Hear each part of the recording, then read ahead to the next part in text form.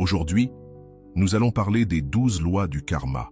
Ce ne sont pas des lois bouddhistes traditionnelles, mais une interprétation moderne qui nous aide à comprendre comment nos actions, nos pensées et nos paroles façonnent notre vie. Bien qu'elles ne fassent pas partie des textes classiques du bouddhisme, elles reflètent des valeurs universelles telles que la responsabilité, l'humilité et la compassion, des principes que l'on retrouve aussi dans les enseignements du Bouddha. Si tu veux découvrir ces 12 lois pratiques qui peuvent t'aider à vivre avec plus de conscience et de sens, reste jusqu'à la fin de cette vidéo.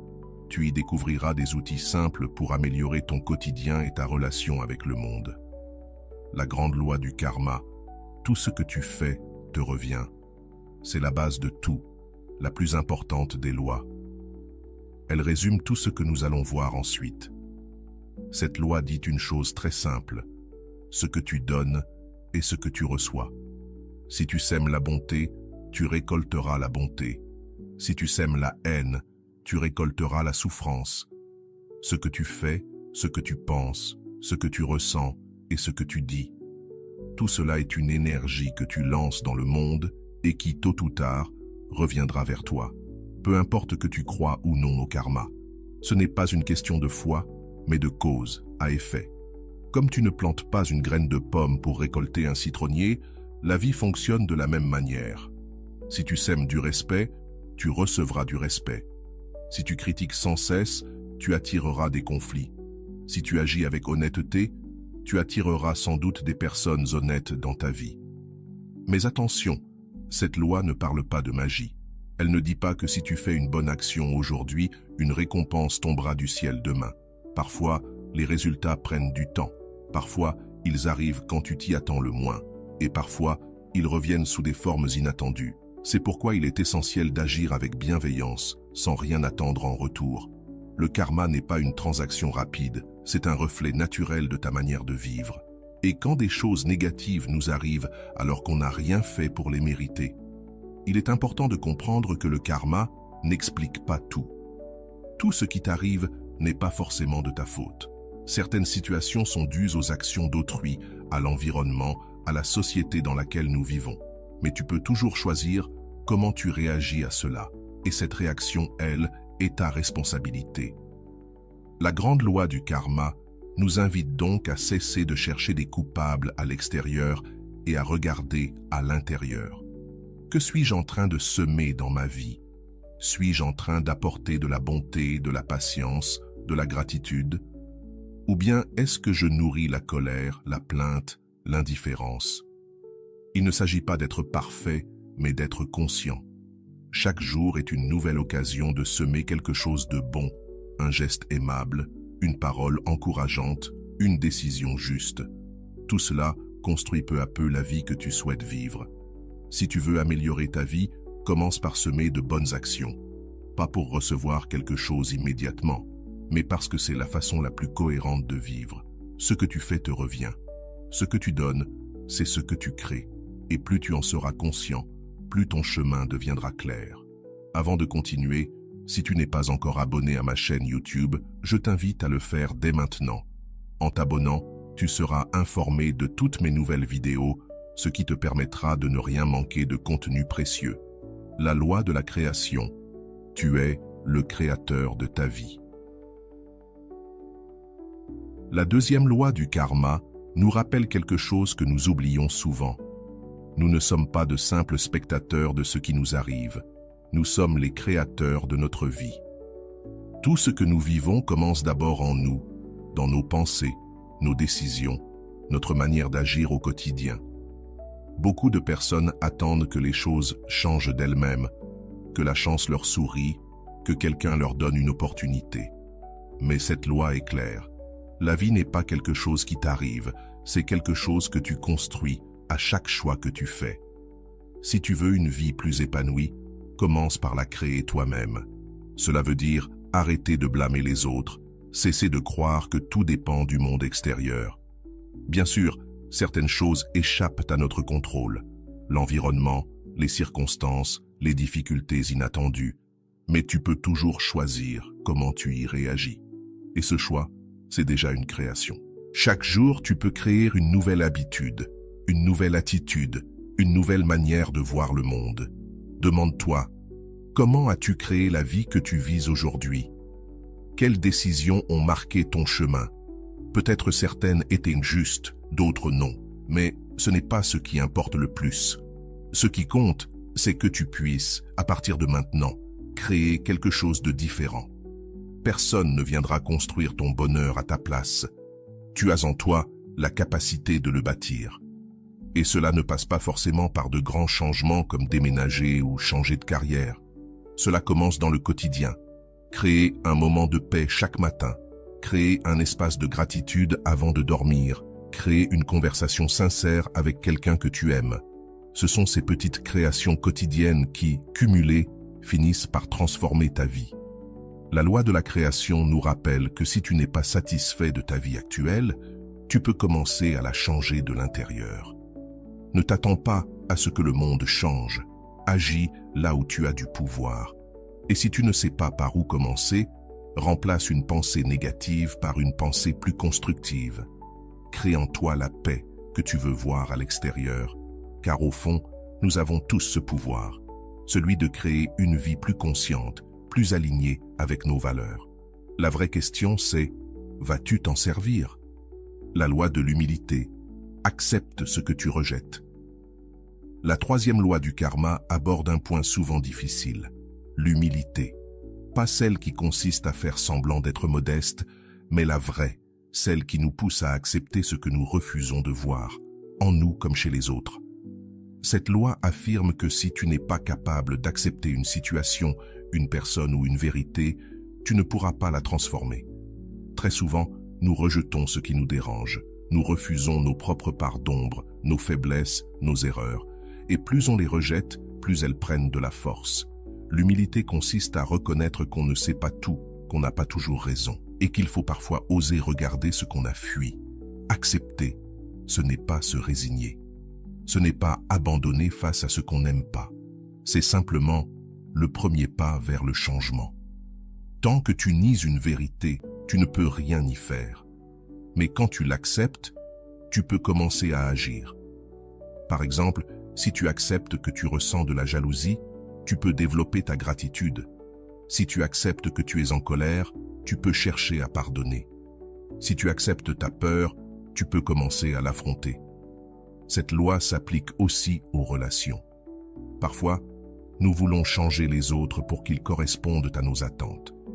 Mais l'humilité, c'est aussi accepter l'autre tel qu'il est, avec ses qualités et ses défauts. Cela ne veut pas dire tolérer l'inacceptable ou rester dans des relations toxiques. Cela signifie simplement arrêter de projeter nos désirs sur la vie des autres. Quand tu pratiques l'humilité, tu deviens plus léger. Tu cesses de te battre contre tout ce qui ne correspond pas à tes attentes. Tu commences à accepter la réalité telle qu'elle est, et, depuis ce lieu de lucidité, tu peux agir plus justement. Et bien sûr, cette acceptation commence par toi.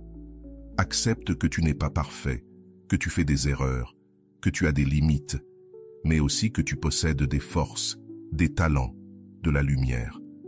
C'est à partir de cette vérité que tu peux grandir. Alors, la prochaine fois que quelque chose te dérange profondément, demande-toi, qu'est-ce que je suis en train de rejeter? Qu'est-ce que cela me montre sur moi-même? Et à partir de là, avec humilité, commence à transformer ta vie. Tu ne peux pas contrôler toutes les circonstances, mais tu peux décider de ce que tu fais aujourd'hui avec ce que tu as. Chaque pas que tu fais vers ta croissance personnelle, même petit, est en train de transformer toute ta vie. Et il y a quelque chose d'encore plus profond. Lorsque tu grandis, tu inspires les autres à grandir. Quand tu changes d'attitude, ton énergie influence ceux qui t'entourent. Alors, ne sous-estime jamais le pouvoir de ta transformation personnelle. Tu n'as pas besoin de convaincre qui que ce soit, ni de changer le monde entier. Tu as simplement besoin de commencer par toi. La loi de la croissance nous rappelle que le vrai changement ne vient pas de l'extérieur, il vient de l'intérieur. Et lorsque tu changes, le monde que tu vois commence aussi à se transformer. La loi de la responsabilité. Ta vie t'appartient. C'est l'une des lois les plus profondes et les plus transformatrices du karma. Elle nous dit quelque chose d'inconfortable, mais de nécessaire. Tout ce qui se passe dans notre vie, bon ou mauvais, reflète nos choix, nos attitudes et nos pensées. Cela ne veut pas dire que tu es coupable de tout, mais que tu es responsable de ce que tu fais avec ce qui t'arrive. On vit dans une culture qui nous apprend souvent à chercher un coupable. C'est la faute de mes parents, de mon patron, du gouvernement, du système, de la malchance. Oui, bien sûr, il y a des facteurs extérieurs qui influencent ta vie. Ce serait naïf de le nier. Mais ce qui fait la différence, ce n'est pas ce qui t'arrive, c'est la façon dont tu choisis d'y faire face. Être responsable, ce n'est pas porter des culpabilités, c'est reprendre le contrôle de ta réponse face à la vie. Et ça, c'est profondément libérateur. Tant que tu blâmes les autres, tu restes une victime, attachée à ce que tu ne peux pas changer. Mais quand tu dis « cela me touche, mais je peux décider comment réagir », tu reprends ton pouvoir. Tu ne peux pas changer ce que les autres t'ont fait, mais tu peux changer la manière dont cela te définit ou te conditionne. La responsabilité t'invite à regarder à l'intérieur de toi. Quelle part de moi crée ce conflit? Quelle attitude entretient cette situation? En quoi mes mots ou mes silences contribuent-ils à ce que rien ne change? Cette introspection peut être douloureuse, car elle révèle ce qu'on préfère ne pas voir, mais c'est le seul chemin vers la liberté personnelle. Par exemple, si tu rencontres toujours les mêmes problèmes dans tes relations, tu peux croire que le problème vient des autres. Mais si tu prends le temps de réfléchir, tu peux découvrir que tu répètes les mêmes schémas, que tu choisis toujours le même type de personne, que tu réagis toujours de la même façon, que tu n'exprimes pas ce que tu ressens. Et là, tu trouves ta part de responsabilité. Et c'est là que le changement peut commencer. Être responsable ne veut pas dire tout faire seul, ni qu'on ne peut pas demander de l'aide. Bien au contraire.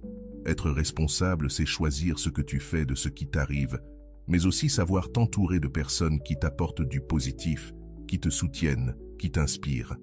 Et il y a un point essentiel. La responsabilité commence aussi envers toi-même, envers tes besoins, tes limites, ton bien-être. Parfois, on est responsable pour tout le monde, sauf pour soi. La loi du karma nous rappelle que prendre soin de toi, c'est aussi ta responsabilité. Parce que si tu ne vas pas bien, tu ne pourras pas vraiment donner le meilleur de toi aux autres. Vivre dans la responsabilité n'est pas toujours simple, mais c'est le chemin qui te permet de sortir du pilote automatique et de commencer à créer une vie plus cohérente, plus authentique, plus libre. Chaque jour, tu as la possibilité de te demander « Qu'est-ce que je peux faire aujourd'hui pour améliorer cette situation ?» Rien que cette question change déjà ta perspective. La loi de la connexion. Tout est lié. La 6e loi du karma nous ouvre les yeux sur une vérité qu'on oublie souvent. Rien dans ce monde n'est séparé.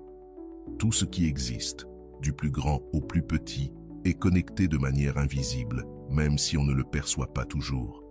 Chaque action que tu poses, chaque mot que tu dis, chaque pensée que tu as, crée un impact sur ce tissu invisible qui relie toute forme de vie. On a tendance à penser que nos décisions ne concernent que nous, comme si on était des îles isolées. Mais en réalité, tout ce que tu fais a une conséquence, directe ou indirecte, sur les autres. Quand tu traites bien quelqu'un, cette personne peut à son tour faire preuve de bonté envers une autre, et ainsi de suite. Quand tu agis avec injustice ou indifférence, cela crée aussi une chaîne de réaction. Tu ne le vois peut-être pas tout de suite, mais l'effet est là. Cette loi nous montre qu'il n'existe pas de gestes insignifiants. On croit parfois qu'aider une personne dans la rue ne changera rien, mais cela change son monde, et ce petit changement peut en entraîner d'autres, plus grands. C'est la même chose avec les paroles bienveillantes, les gestes de générosité, les décisions conscientes. Et cette connexion ne se limite pas aux humains. Elle inclut la nature, les animaux, toute la planète. Tout est lié. Quand tu pollues l'eau, gaspilles les ressources ou abîmes ton environnement, tu abîmes la maison commune de tous. Mais quand tu prends soin de la terre, que tu respectes la vie sous toutes ses formes, tu contribues à un équilibre qui profitera même à des générations que tu ne connaîtras jamais. La connexion existe aussi entre le passé, le présent et le futur. Tout ce que tu es aujourd'hui est le fruit de ce que tu as fait, vécu, appris ou souffert hier. Et ce que tu fais aujourd'hui est la graine de ton avenir. Rien n'est isolé. Tout est lié par une chaîne de causes et d'effets. Mais la connexion la plus importante, c'est celle que tu as avec toi-même. Souvent, on cherche à se connecter aux autres alors qu'on est déconnecté de ses propres valeurs, de ses émotions, de ses intentions profondes. Cette loi nous rappelle qu'en étant aligné intérieurement, on peut créer des liens plus sains à l'extérieur. Car s'il y a du chaos en toi, il y aura du conflit autour de toi. Mais s'il y a de la paix en toi, tu pourras semer l'harmonie autour de toi. Alors, quand tu penses que tes actions ne comptent pas, souviens-toi de cette loi. Chaque chose que tu fais, même minime, est connectée à quelque chose de plus grand. Et chaque fois que tu choisis la bonté, tu renforces cette toile invisible qui nous relie tous. La loi du focus. Choisis où tu mets ton énergie. Cette 7e loi du karma est aussi simple que puissante. Là où tu mets ton attention, tu mets ton énergie. Et là où tu mets ton énergie, cela grandit. Si tu essaies de te concentrer sur trop de choses en même temps, tu finiras dispersé, épuisé, sans résultat. Mais si tu choisis avec soin sur quoi te concentrer, tu peux transformer n'importe quel aspect de ta vie. Notre monde est rempli de distractions, réseaux sociaux, notifications, avis des autres, attentes extérieures. On passe nos journées à courir d'une tâche à l'autre, sans jamais s'arrêter pour se demander « Ce que je fais là, est-ce que ça m'approche de la vie que je veux? Est-ce que ça me donne de la paix ou est-ce que ça m'en éloigne ?» Ta conscience est comme une lampe de poche. Là où tu diriges la lumière, c'est ce que tu vois avec clarté. Si tu te focalises sur les problèmes, tu ne verras que des obstacles. Si tu te focalises sur les solutions, tu verras des opportunités. Si tu ne penses qu'à ce qui te manque, tu ressentiras le vide. Si tu es reconnaissant pour ce que tu as, tu ressentiras l'abondance. Cette loi ne dit pas d'ignorer les difficultés, ni de vivre dans une bulle de positivité. La douleur existe, les défis existent. Mais si tu restes bloqué dedans, ta vie sera remplie de souffrance. La clé, c'est de choisir consciemment où tu mets le plus d'énergie. Est-ce que tu veux nourrir la plainte ou la gratitude? Est-ce que tu veux te concentrer sur la peur ou sur l'action? Le focus parle aussi du moment présent. Si tu restes prisonnier du passé, à ressasser les erreurs ou les regrets, tu te bloques. Si tu es tout le temps dans le futur, à t'inquiéter de ce qui n'est pas encore arrivé, tu te remplis d'anxiété. Tu ne peux agir qu'ici et maintenant. Tu ne peux semer un karma positif qu'au présent. Et ton focus crée des habitudes. Ce que tu répètes chaque jour façonne ton caractère. Si tu choisis de cultiver la patience, tu deviendras plus patient. Si tu passes ton temps à critiquer, tu verras des défauts partout. Alors demande-toi, quelle personne ai-je envie de devenir? Puis, concentre ton attention, tes paroles et tes actions sur cette version de toi. Le focus, c'est aussi ce qui protège ton énergie. Tu ne peux pas dire oui à tout, ni résoudre tous les problèmes du monde. Tu dois poser des limites et choisir où ton temps et ton énergie ont le plus de valeur. Ce n'est pas de l'égoïsme, c'est de la sagesse. Parce que lorsque tu vas bien, tu peux offrir le meilleur de toi aux autres. Mais si tu t'épuises à tout donner, tu n'auras plus rien à offrir. En définitive, la loi de l'attention nous enseigne ceci. Ce que tu nourris, grandit. Alors, nourris des pensées qui te renforcent, des relations qui t'élèvent, des actions qui te rapprochent de ton objectif. Ne laisse pas le bruit du monde décider pour toi. Tu choisis chaque jour où tu poses ton regard et ton énergie. La loi du don et de l'hospitalité, la générosité en action. La 8e loi du karma nous parle d'un principe fondamental pour toute personne qui veut vivre en harmonie, la générosité. Mais il ne s'agit pas seulement de donner des biens matériels. Il s'agit de donner le meilleur de toi à chaque moment, à chaque personne, dans chaque situation. Cette loi nous rappelle que les bonnes intentions ne suffisent pas. Il faut les traduire en actes. Nous vivons dans un monde où beaucoup parlent de bonté, de compassion, de solidarité, mais au moment d'agir, ils restent immobiles. Cette loi est un appel à dépasser les mots pour pratiquer une générosité concrète et quotidienne. Parce que le karma ne répond pas à ce que tu penses ou à ce que tu planifies, il répond à ce que tu fais. Et ici, il ne s'agit pas seulement de grands dons ou de gestes héroïques. La véritable générosité commence dans les petits détails. Écouter quelqu'un qui a besoin de se confier, partager du temps avec une personne seule, aider quelqu'un qui ne pourra jamais te rendre la pareille. Ces gestes simples, quand ils viennent du cœur, ont un impact profond. Cette loi inclut aussi l'hospitalité. Et il ne s'agit pas seulement d'ouvrir la porte de ta maison, mais d'ouvrir ton cœur, ton esprit, ton temps. Être hospitalier, c'est être disponible pour les autres, non pas par obligation, mais par désir de créer un espace sûr et bienveillant. Parfois, une simple parole douce, un silence qui écoute au lieu de juger suffisent. Mais cette loi nous rappelle aussi une vérité essentielle. Donner ne signifie pas s'épuiser. Ce n'est pas se sacrifier jusqu'à être vidé. La véritable générosité est durable. Tu donnes à partir de ta plénitude, pas de ton manque. Parce que si tu ne prends pas soin de toi, si tu ne te nourris pas émotionnellement, si tu ne maintiens pas ton équilibre, viendra un moment où tu ne pourras plus rien donner. Et il est important de comprendre que le karma ne se manifeste pas seulement quand tu donnes des biens matériels. Il se manifeste aussi quand tu offres ton temps, ton respect, ta compréhension. Parfois, un simple geste d'empathie a plus de valeur qu'un cadeau coûteux, car c'est l'énergie avec laquelle tu donnes qui compte réellement. De plus, cette loi du don et de l'hospitalité nous enseigne que nous ne devons rien attendre en retour. Le karma n'est pas une transaction commerciale. Tu ne donnes pas pour recevoir. Tu donnes parce que c'est ta façon d'apporter quelque chose au monde. Et étrangement, quand tu donnes sans rien attendre, la vie finit toujours par te rendre bien plus que ce que tu imaginais.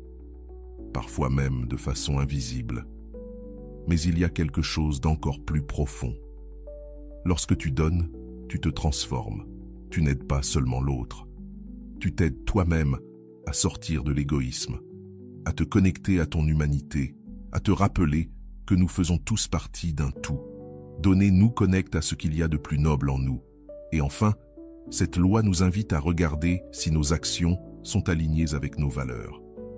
Car il ne sert à rien de parler d'amour si tu ne le pratiques pas, ni de prêcher la compassion si tu restes indifférent face à la souffrance des autres. La véritable spiritualité se vit, elle ne se prêche pas. Alors, pose-toi cette question. Que peux-tu offrir aujourd'hui? Quel geste, quelle parole, quelle action peux-tu poser pour rendre la journée de quelqu'un un peu meilleure? Ce n'est pas obligé d'être grand, car ce qui est petit, lorsqu'il est fait avec amour, a un impact immense. La loi du présent, le passé ne peut pas être changé. Nous abordons ici l'une des lois les plus importantes pour vivre en paix, la loi du présent. Cette loi nous rappelle que le passé n'existe plus et que le futur n'est pas encore là. Le seul moment que nous possédons réellement, c'est maintenant. Et bien que cela paraisse évident, la majorité d'entre nous passe sa vie prisonnier de souvenirs qu'on ne peut plus modifier ou d'angoisse pour des choses qui ne sont même pas encore arrivées. Combien de fois t'es-tu perdu à repenser à ce que tu aurais pu faire différemment? Combien de fois t'es-tu noyé dans la culpabilité, les regrets ou la tristesse pour des erreurs du passé? Et pourtant, ce passé est terminé. Tu ne peux pas le revivre. Tu ne peux pas revenir en arrière pour l'effacer, mais tu peux décider de ce que tu fais aujourd'hui avec ces expériences. Tu peux en faire un apprentissage, au lieu d'un fardeau. Cette loi nous invite à cesser de lutter contre le passé, car cette bataille est perdue d'avance. La seule façon de le guérir, c'est de l'accepter, de le regarder avec compassion et de le laisser partir. Lorsque tu continues à revivre ce qui t'a fait souffrir, tu restes figé. Mais quand tu dis « c'est arrivé, j'ai appris, et maintenant j'avance », alors tu commences à te libérer, et il en est de même avec le futur. Combien de fois as-tu été paralysé en pensant à tout ce qui pourrait mal se passer demain ou l'année prochaine? Le futur est, par nature, incertain. Tu ne peux pas le contrôler, mais tu peux choisir ce que tu fais aujourd'hui. Et ce que tu fais aujourd'hui construit le demain que tu désires. T'inquiéter du futur ne le change pas. Agir avec conscience dans le présent, oui. Cette loi t'invite à être pleinement présent dans ce que tu fais. Quand tu manges, mange. Quand tu parles à quelqu'un, écoute vraiment. Quand tu marches, sens ton pas, le vent, l'instant. Parce que si ton corps est ici, mais que ton esprit est ailleurs, tu passes à côté de ta vie. Et la vie ne se passe ni ailleurs, ni plus tard. Elle se passe ici, maintenant. Mais vivre dans le présent ne veut pas dire oublier le passé, ni ignorer le futur. Cela signifie comprendre que c'est uniquement dans le présent que tu peux guérir ce qui a été et construire ce qui sera. Le passé t'enseigne, le futur t'inspire, mais seul le présent te permet d'agir. La loi du présent nous aide aussi à nous libérer des étiquettes. Trop souvent, nous nous définissons par ce que nous avons vécu ou subi. Je suis comme ça parce qu'on m'a trahi. Je ne peux pas changer car j'ai toujours été ainsi. Mais le présent t'offre une nouvelle opportunité. Tu n'es pas ton passé. Tu es ce que tu choisis d'être aujourd'hui. Chaque jour, tu peux recommencer. Et cette loi t'aide aussi à apaiser l'anxiété, car l'anxiété vit dans le futur, dans ce qui n'a pas encore eu lieu mais que tu redoutes. Quand tu reviens au présent, tu réalises que là, maintenant, tout va peut-être bien. Tu respires, tu es en sécurité, tu as encore des options. Et à partir de cette paix, tu peux prendre de meilleures décisions. Vivre dans le présent est un entraînement quotidien. L'esprit a tendance à fuir dans le passé ou le futur, car c'est là qu'il trouve des excuses ou des peurs. Mais chaque fois que tu le ramènes ici et maintenant, tu renforces ta paix intérieure. Ce n'est pas quelque chose que l'on atteint une fois pour toutes. C'est un exercice, une pratique constante. Alors, quand tu te surprends à te perdre dans des pensées liées au passé ou au futur, fais une pause, respire. Demande-toi, que puis-je faire maintenant? Comment puis-je être plus présent à cet instant? Car c'est ici, dans cet instant précis, que ta vie se déroule vraiment. Si tu es arrivé jusqu'ici, permets-moi de te remercier profondément pour ton temps et ton attention consacrée à cette vidéo. Avant de partir, abonne-toi à la chaîne si ce n'est pas encore fait. Je te laisse ici 2 vidéos qui pourraient t'intéresser. Prends soin de toi et à bientôt.